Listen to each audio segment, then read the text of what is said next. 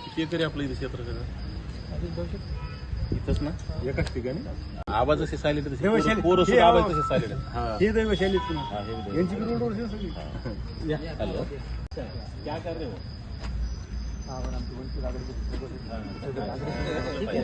कुछ कर रहे नाही ना एकमेकासोबत राहिलं पाहिजे सापडणार कुठं जोडणे वाले तुरंत आले प्रश्न कसा आहे ना फोनवर अन्याय झाला तर आपण बोललं पाहिजे आपल्याला अन्याय दिसत असेल तर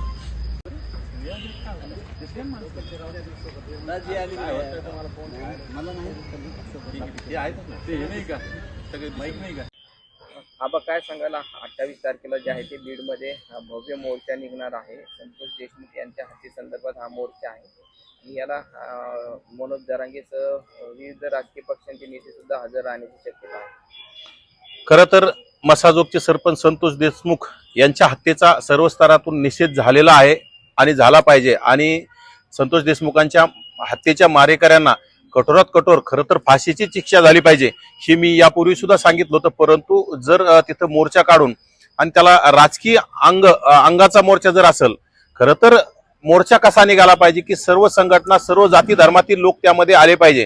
खरं तर ओबीसीने सुद्धा त्या मोर्चामध्ये सहभागी होण्यासाठी सुद्धा ओबीसीच्या मनात सुद्धा कुठेतरी विचार आहे आणि परंतु त्यामध्ये कुठेतरी आता मोर्चाला मनोज जरांगे असतील आणि राजकीय पक्षाचे तुतारीवाले काही नेते त्यामध्ये सामील होऊन कुठेतरी याला राजकीय द्वेषातून राजकीय वळण देण्याचा कुठेतरी प्रयत्न आहे. कुठेतरी एखाद्या ओबीसी समाजाचा नेता मोठा होत असेल ओबीसी समाजामध्ये नेते तयार होत असतील तर यांना बदनाम करण्यासाठी कुठेतरी याला राजकीय अंग देण्याचा प्रयत्न आहे. खरं तर संतोष देशमुख यांचे बंधू सुद्धा बोलले होते की याला राजकीय अंग देऊ नका याला कुठेतरी राजकीय वळण देऊ नका. परंतु नक्कीच यामध्ये राजकीय विरोधी पार्टीचे लोक याचा फायदा घेण्याचं काम करत आहेत. याला खरं तर सकल बहुजन समाजाचा मोर्चा संबोधला पाहिजे.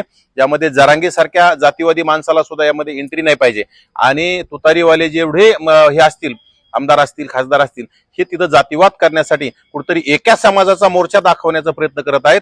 खरं तर संतोष देशमुख हे एका समाजाचे नव्हते त्यांना सर्व समाजाने त्या मसाजोगत सरपंच केलं होतं.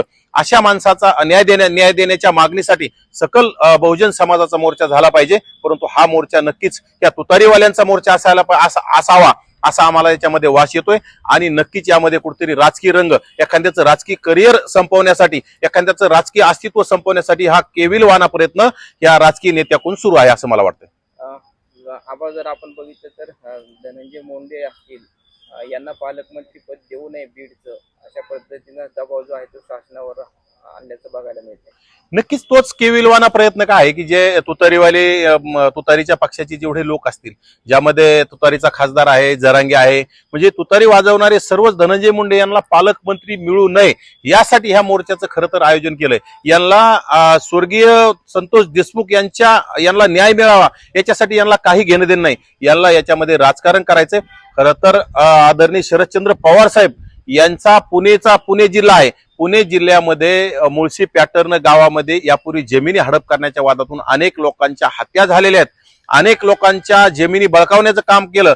त्यावेळी शरद पवार साहेबांनी कधी या गोष्टीला म्हणजे विरोध केला नाही.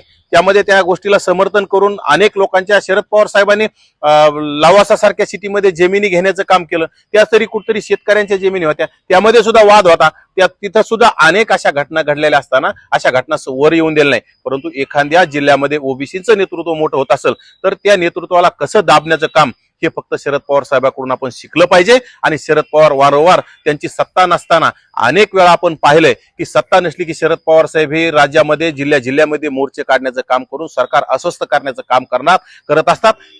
तोच हा प्रकार आहे. परंतु माझा पुन्हा एकदा उद्देश आहे की हा मोर्चा सकल बहुजन दलित मुस्लिम ओबीसी मराठा सगळं मिळून या संतोष देशमुखांना न्याय देण्यासाठी मोर्चा झाला पाहिजे. हा राजकीय मोर्चा नसला नाही पाहिजे असं माझं मत आहे.